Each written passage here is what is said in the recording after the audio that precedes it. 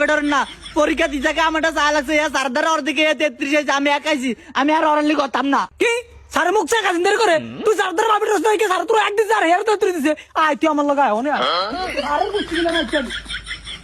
আয় সারে মুখ চা কাজ করে আজকে সারের একদিন কি আমার একদিন এই স্যার এই স্যার ওলে মুখ চা কাজ দেরি করে গেলাই ও মাম্মা আনি হিসালে এরকম কেন কিতেন আটুলে তার থোদা ভিতরে বইরে দিবেন আই কিচ্ছি আমি কিছু না জানেন না